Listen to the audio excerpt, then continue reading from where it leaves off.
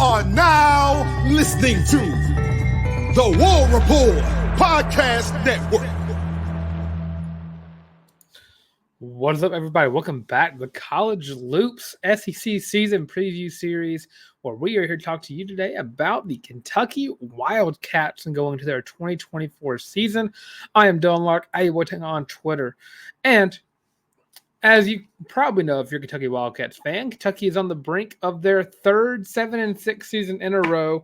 I would say 7-5 in season, but kind of going into their roster as a whole, you finally get to see Brock Vandagriff take over a team as the starting quarterback. He had his time at 3 years, I believe, at Georgia, where he was the backup and some points the third string quarterback.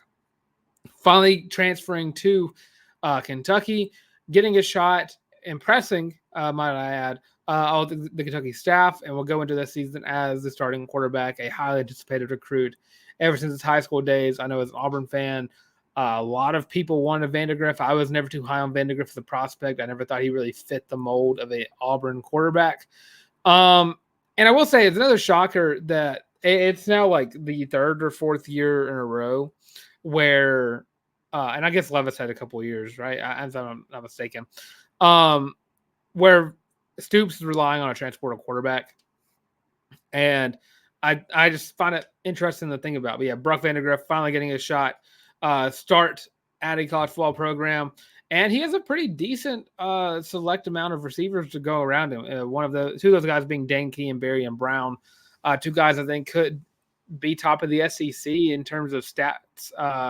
Kentucky's had a nice little streak of receivers over the past few years, and Dane Key and Barry and Brown are no exception there. I can't wait to see how those two perform. I know they're. I want to say they're on Dane Key, if I'm not mistaken, is 6'3". Barry and Brown 6'1". So you're going to get a fair share of speed and size out of both those guys. It's going to be a lot of fun for Kentucky fans watching their offense, because Brock Vandagriff, from all accounts, from what I've seen of him, he's a very good pocket passing quarterback.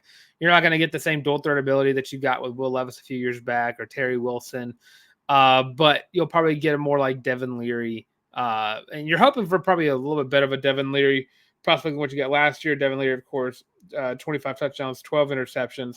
They're for a decent amount of yards, but did not really live up to the hype that he had during his prime at NC State. And then now you're looking to running back room. Last year, Kentucky had one of the top running backs in the SEC, stat-wise, in Ray Davis. He has since left, and now it is time for Ohio State transfer Chip Trayanum to come in and step in for Ray Davis and try to replicate the magic that he had last year. So last year, Ray Davis had about 1,700 yards, if I'm not mistaken. If I'm reading that correctly, I am reading that incorrectly. 1,100 yards. Also had 14 touchdowns. Chip Trayanum, during his time at Ohio State, he had about 373 yards. Last year. There we go. Last year. Sorry, I can't read the day. I am so sorry about that. Last year had 173 yards. Ohio State has a stable of running backs over there now. Now that they have Quinshon Judkins and Travion Henderson. So Chip Trayanum, high prospect whenever he was recruited by Ohio State. Now he's going to be at Kentucky. And it's a pretty solid group of skill position players built around Brock Vandagriff.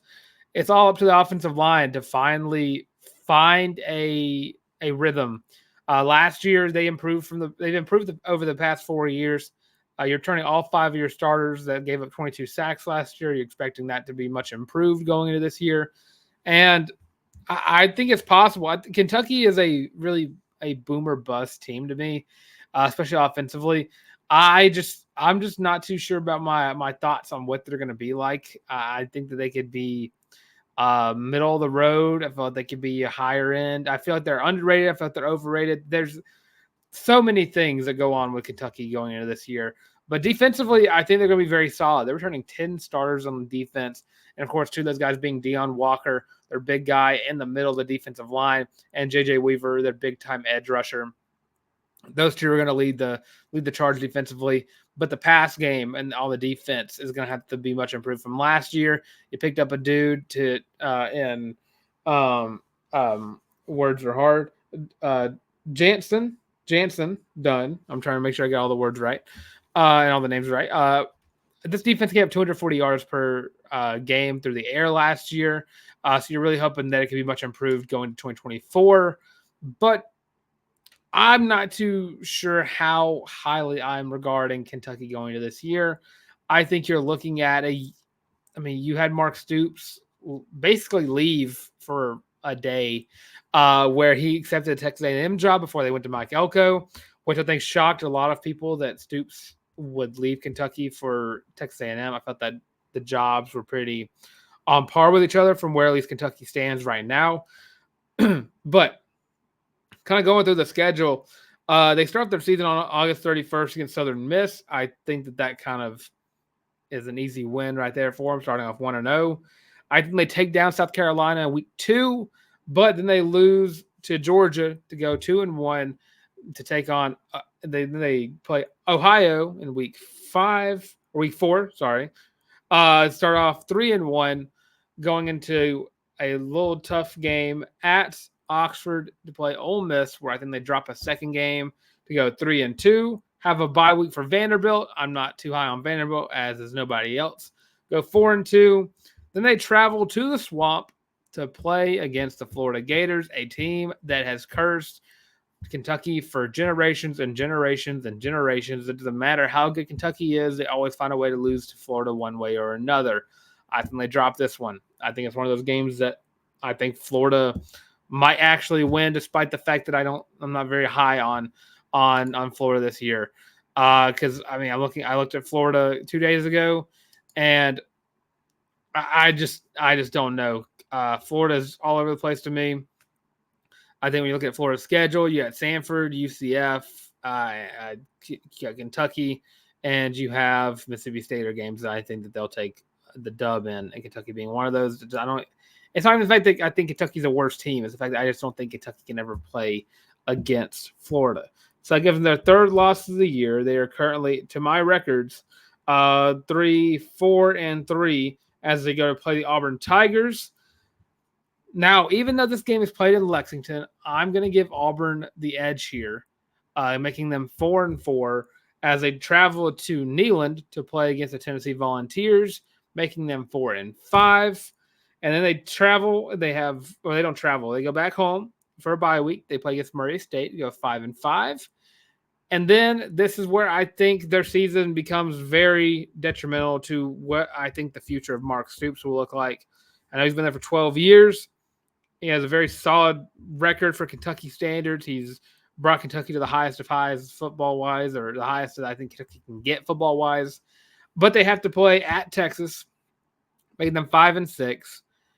And I think going into the Governor's Cup to play against Louisville, I think they finish out the season with a 6-6 record, make it to a bowl game with the potential going 7-6 again. I don't know how likely that is to. I don't think that is bad enough for Kentucky to fire Mark Stoops. It kind of just depends. He tried to leave, and that would have been evidence for me that he didn't want to be there anymore. But 3 seasons of going 7-6, you're now going on your third season removed from going 10-3.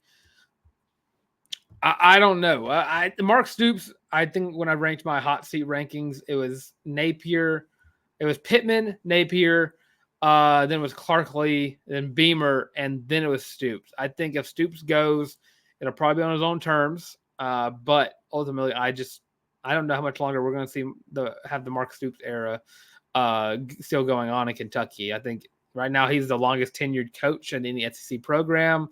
I just don't think he'll be at Kentucky much longer. I think he'll go somewhere else. I just don't think he'll be at Kentucky much longer. And again, he's brought Kentucky the most success they've ever had in their football program, and have had some of those exciting players to have ever graced the field. Like one of those being words are hard. Benny Snell was one of my favorite running backs I ever watched playing the SEC. But yeah, that's my prediction. I think at the highest, they'd beat Florida, beat Louisville, and beat Auburn, which gives them, if I give them the 2 losses back, 8-4. And then at worst case, I mean, you lose to. I think so. Your worst case, you're 5-7, losing to Louisville on that note. So, or I guess 4-8 if you want to consider South Carolina as a potential loss. I mean, they did lose to them last year. I just Kentucky's a hard team to read too. They're kind of like in the same instance as Florida, which might make a lot of people mad. A lot of Kentucky fans mad. But yeah, that's my prediction for the Kentucky Wildcats. Let me know what your score prediction or what your record prediction is for the Kentucky Wildcats for the 2024 season. Do you think Mark Stoops is potentially on a warm seat? Let me know in the comment section below. With that being said, thanks for watching this installment of the SEC season preview series right here on the College Loop. And don't forget to check out our other videos as well, because we are predicting every single SEC team as the season draws closer. As this is coming out, I'm recording it the day prior. We are now 11 days away from Auburn football, but we are about 4 days away from college football being back on our TVs. So can't wait for that. With that being said, I'm Dylan Larck. Able to take on Twitter at Dylan Larck on Instagram. Check me out there and follow us right here on the College Loop. Check out even more things going on with the SEC, because that's what my plan is for this college football season, is to talk about all of the SEC. So that being said, go Wildcats. I'll say it for y'all. I'll say it for it. I won't say during basketball season. This is the last you're ever going to hear it from me. But with that, thanks for watching this installment of the College Loops SEC season preview series.